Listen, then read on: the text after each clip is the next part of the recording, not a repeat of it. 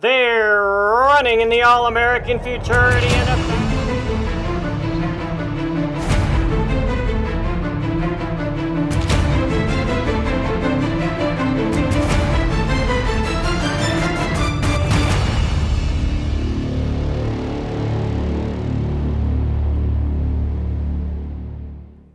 Hi folks, and welcome to the Triple Crown Report from RUIDOSO Downs Racetrack. I'm Tim Keithley in the Hall of Fame studios as we look back at the ZIA Festival this week. Triple Crown Report is brought to you by Jones Bloodstock Insurance Agency, Granada Farms, Paragon Farms, Kavanaugh Quarter Horses, the New Mexico Horse Breeders Association, Lip Chip, Royal Vista Ranch, and the AQHA. New Mexico breds in the spotlight when the Triple Crown Report returns. The American Quarter Horse. They represent a new year, new opportunities, and exciting expectations to be winners. For over 30 years, Jones Bloodstock Insurance Agency has insured American quarter horses that include champions and their bloodlines. Jones Bloodstock Insurance Agency knows that your horse represents a large investment. Ensuring that investment will be the least overall expense an owner has in protecting that investment, whether it's a new foal, a new purchase, or a special runner. Jones Bloodstock Insurance Agency offers prospective full coverage to protect your investment from the very beginning, while in utero, and when your foals are born. Jones Bloodstock Insurance Agency can insure them at 24 hours of age. Their family has made supporting the American quarter horse a priority. Jones Bloodstock Insurance Agency is proud to be a Triple Crown Report sponsor. Visit their website at jonesbloodstockinsurance.com for more information. Back to the Triple Crown Report, brought to you by Jones Bloodstock Insurance Agency. Tom Dawson joins us via Zoom from his home in El Paso. And Tom, this past weekend was all about the New Mexico breds. Yeah, good races both Saturday and Sunday. And you know, Tim, I wouldn't be surprised to see some of these New Mexico breds compete in open company before too long. We begin with the $386,000 ZIA Futurity. I thought one of the interesting storylines is that Eric Valenzuela was double entered, and his top rider, Sergio Becerra Jr., had his choice. And instead of picking the top qualifier, Call Me Jesse Cartel, he went with Young Emperor. There's a lot of reasons why jockeys and trainers between them make decisions on what to ride. Every great jockey has told me they've made bad decisions in the past. Let's take a look at the $386,000 ZIA Futurity. Here's Robert Fox with the call. they're running in the ZIA Futurity. Bumped and squeezed back to JM Johnny Be Good and Whiskey. Early speed for Young Emperor. Down at the rail stablemate, Call Me Jesse Cartel. Also running good, Blood Red and going down. Crispin's to the outside, trying to get them all loose and lethal. And the Young Emperor and Call Me Jesse Cartel. And Crispin even got involved. Three-way photo in the ZIA. It was a pretty tight race all the way to the wire.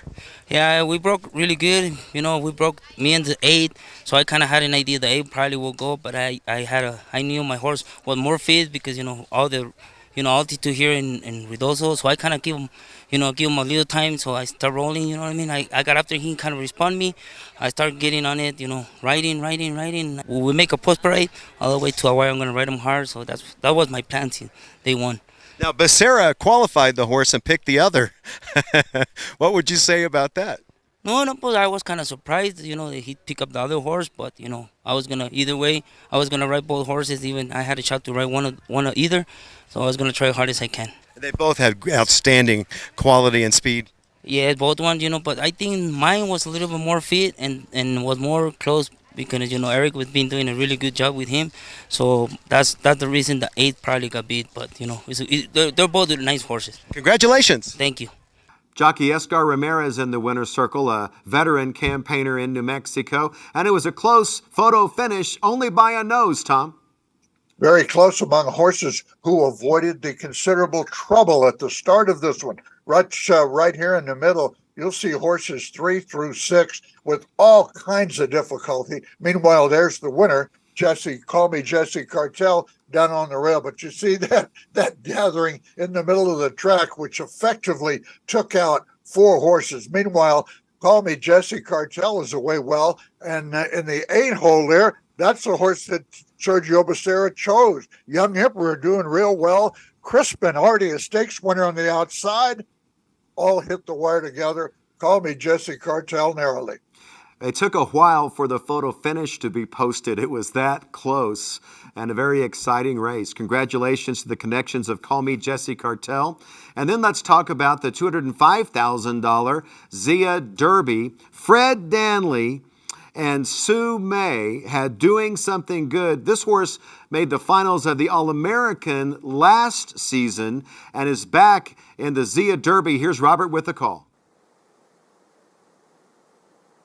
They're running in the Zia Derby. Taking an awkward step at the start, Codex. Doing Something Good came away fast. Pick Your Poor right with that one. Down at the rail, White Knight's battling gamely. Toward the outside, Genevieve's trying to come on with Devon's Cartel. Pick Your Poor, Doing Something Good. White Knight, Doing Something Good. Wins the Zia Derby. Outside, Pick Your Poor. Inside, White... Well, Noe, congratulations. You've won the Zia, Doing Something Good. Got the job done, having been in the All-American last year. Yeah, I mean, I knew that the horse had something with him and he could do it. And he actually proved himself. He loves the rain. I know that for sure. Well, we all love the rain today, right? And Fred, you never gave up on Doing Something Good. No, sir, never give up on him. And I want to thank Doug May and Mrs. May. Mrs. May's 93 years old, and she loves horses. She sure does, and we know that you do too, a legend at Ruidoso Downs. Kim, we did it in the rain. Yes, sir. We won the All-American Derby in the rain out of the 2-hole, and here we are again, winning the Zia out of the 2-hole in the rain. Very exciting. And Noe, take us through the race. I knew it was going to be a tough race, but what I liked is that he was right next to the favorite. And when we broke, it was between me and him, and then like the last 50 yards, Doing Something Good just started dominating Ricky's horse and gave us a win. Well, Fred, you really did do something good. Yeah, I tried to do something good, and I'm proud of the horse. Well, I know you are. Congratulations to the connections of Doing Something Good. Thank you, sir. Exciting to see Noe Garcia, Fred and Kim Danley in the winner's circle. And Tom, it always has to be an exciting day when Sue May, who's in her mid-90s, wins a horse race. She and her husband John started racing quarter horses at Ruidoso Downs back in the 60s. She's kept right on now with her son Doug. They've been spending a little money at the sales, $110,000 at the Ruidoso sale for this one, and doing a lot of good. Let's see how he did it. Doing Something Good lived up to his name from post position number 2. You see the track had turned sloppy there from a pretty heavy rain all of a sudden. He bobbles just a tad getting away, but still he's got a clear lane to run through. Deck flashes away well. All of the race in this case is down on the inside. You got White Lightning on the rail, Doing Something Good between. Pick Your Poor, who is a very nice horse who won the Mountaintop Futurity, hit the wire together, but Doing Something Good did something best. You know, it's great to see a racehorse that qualifies for the All-American come back as a tough 3-year-old, and that's what happened with Doing Something Good. When we come back, let's take a up-close and personal look at Dark Enemy and its connections, including owner Willie Garcia, when the Triple Crown Report returns. It's the feeling you get when that foal takes his first wobbly steps. The feeling when the gavel drops and you pass the lead. The exhilaration of watching your horse cross the finish line ahead of the pack. It's the highs, the lows, and the hope of racing your next champion. It fuels our passion. At Paragon Farms, horses aren't just our business. They're our way of life. Our yearling prep begins at birth. Each foal is halter broke and led daily. A mutual respect and trust is built right from the start, giving Paragon Farms raised foals a leg up on the competition. We invite you to stop by our shed row during the yearling sales to see what shaping the future of racing looks like at Paragon Farms. Hey there, horsemen. It's time to revolutionize your barn. Tired of carrying around paperwork? Dealing with long trailer lines? Tired of the hours spent tracking temperatures by hand? The answer is in the Hoof Link system, powered by Lip Chip. Simply implant, scan, and unlock. Each scan reveals everything you need to work, compete, and protect your horses. View current paperwork, pre-register for your next event, and even check in on your horse's health. Lip Chip was built by horsemen for horsemen. We know how you ride. The Hoof Link system combines your breeding records, works, and daily check-ins, all stored safely on your smart device. Our technology is designed and assembled right in Texas. We are family, so we treat you like family. It's time to make life at the barn a little easier. The future is here, and the future is Lip Chip. Let her rip, Lip Chip. Kavanaugh Quarter Horses is proud to own AQHA champion Uncle D. He won the Grade 1 Rainbow Futurity by daylight. And Uncle D has spurted clear, and Uncle D trying to run away. Uncle D was the leading freshman sire of sale yearlings at Heritage Place in January. Through 2024, Uncle D's foals are eligible for the $50,000 smart money incentive to open Grade 1 winners. Champion Uncle D, poised to be a difference maker, standing at Lazy E Ranch.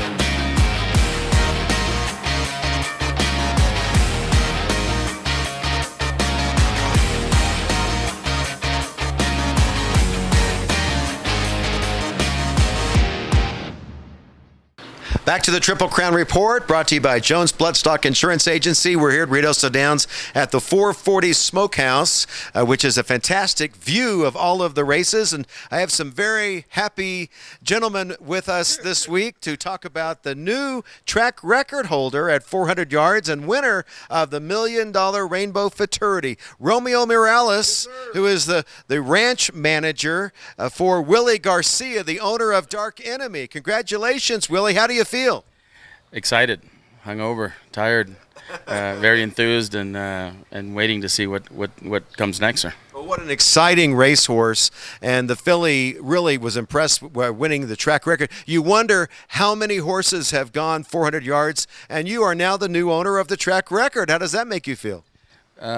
Not as happy as owning the horse, but we figure there's been maybe 20, 30, 400-yard races here, and we get the top number. That's pretty cool. Oh, absolutely. And over the years, think of all of the horses that have gone 440. And Impressum held the track record prior to Dark Enemy. Okay, Romeo, tell us the story. How did you all acquire Dark Enemy? It's an amazing story. It's a story of trust, of unity. It's a story of us wanting to compete at this high level. And my boss here, Willie, which I'm blessed to be with him, and looking for a different kind of a horse, a higher level, which we call Ruidoso horse. And that was our goal. Went to the Heritage, and 900 horses went by, and this one caught my eye. And I told my boss, I says, Willie, we're going to have to buy this one. And he says, if you like her that much, just go up to 100,000. I think I would have gone, I liked her so much, I think I would have spent a little bit more of his money. But we were lucky enough to buy her for 65,000. And I went and even told the consignor, I stole this filly. She's a nice filly. He says, oh man, I thought we were going to bring more, but it's ours now, and it's a miracle, and it's a blessing. And I know that, Willie, you said in the winner's circle that this horse, you didn't find this horse found you and your family. Well, as much as we think we have a plan, sir, we've had a plan a long time and it hasn't worked out. So we really understand that we're blessed that she found us and found our families, and we've been friends for a long, long time, and she's really we had about 30 people here yesterday. I brought my children, and next trip my grandkids are coming. We brought office staff. We bring all our friends, and we're going to fill up the stadium, sir. This is something all time. I mean, I know that you have been trying to win a race of this stature, a Grade 1, but I'm assuming that we'll be seeing Dark Enemy coming up in August and hopefully on Labor Day, Romeo? Yes, sir. I do want to mention that our first Futurity was a Grade 3. We won the Harris. Then we won a Grade 2, which was the Sam Houston. And then we won a restricted Grade 1, which was the Remington. And now we won the unrestricted Grade 1, What more can we ask other than the All-American Futurity? So we're going to prepare, and we're going to just ask God for his blessing, and hopefully everything goes well. And she came back great. The jockey, Francisco Calderon, said the Dark Enemy races on top of the ground, and I thought that was an interesting comment, that she really can maybe get a couple of extra strides in that other horses might not be able to do. Well, he says that she doesn't dig into the dirt, and she looks like she's floating on it. It's just really cool. And then Francisco says that he didn't even ask anything of her in this race. Asked her one little stick at the very beginning, and that was the end. Listen, guys, you have to be just on top of the world right now with Dark Enemy. This is Sport of Kings, and I think we're up there. Like I told everybody at the party, we spent 40 years chasing everybody. Now they're chasing us. And then your wife, it's interesting about the NME. NME are my wife's initials before we got married, Nancy Miriam Escamilla. So all of the babies we've bought over the last 2 years, and we've bred about 30 or 40 babies already at the ranch. There'll be a bunch of enemies running around. Those are her initials. Those are her initials, yes. Everyone else thinks it's just enemy, Dark Enemy. It makes sense. Well, if I get her mad, she's an enemy sometimes too, sir. So yeah, we keep it in perspective, yeah. But we never call her enemy. We call her Nancy, sir. Well, listen, guys, congratulations. Great job, and we're looking forward to big things coming up for the All-American with Dark Enemy. Thank you so much, Ruidoso Downs, all of you that make all this possible. We're living the dream. Thank you so much. Well, it's our pleasure, and thank you for bringing us Dark Enemy. I think they're going to come watch her run. I know that they're going to come watch her run. If she can make it in the finals, come Labor Day, we shall see. Thanks for the visit. Appreciate it. Yes, sir. Thank you. We'll be right back with the Triple Crown Report. For the past 4 decades, Granada Farms has been a full-service breeding facility in the quarter horse industry, standing top stallions, AQHA champion EC Jet 1, freshman sire Hawkeye, and 2022's leading freshman sire This Is an Eagle, just to name a few. A long-standing tradition of raising and selling quarter horse racing's best, our priority is equipping each individual with confidence and manners, a difference you'll notice when purchasing a yearling from Granada Farms. A pursuit of excellence with a dedication for what is good for the horse, Granada Farms is committed to producing quality Texas-bred horses for the racetrack and the performance arena. Visit granadafarms.com for a full list of stallions and services. Royal Vista Ranch, committed to providing first-class service in equine reproduction and proudly standing top sires across the quarter horse racing and Western performance horse industries. With a dedicated team, expert leadership, and state-of-the-art facilities, Royal Vista Ranch specializes in mare care, stallion collection and freezing, sales preparation, foaling services, embryo transfer, and more.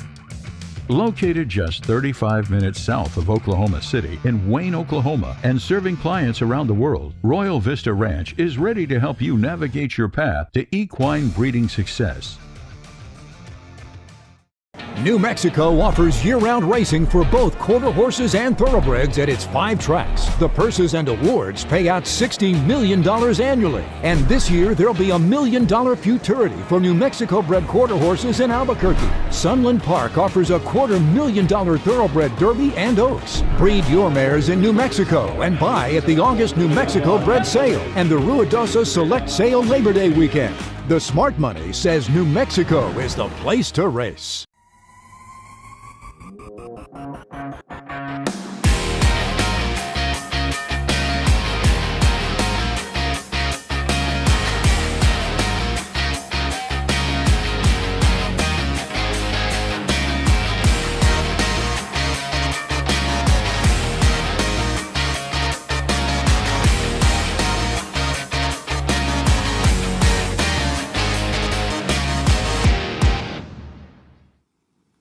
Back to the Triple Crown Report, brought to you by Jones Bloodstock Insurance Agency. Okay, Tom, we've been through the Ruidoso, the Rainbow, the Zia Festival, and now it's time to turn our attention to the All-American, and entries will be drawn in 2 weeks. Yeah, and some of the horses we've seen all summer long, I think, Tim, are going to be back and be formidable. But I think there might be a couple of horses jump in there that have been lesser lights so far.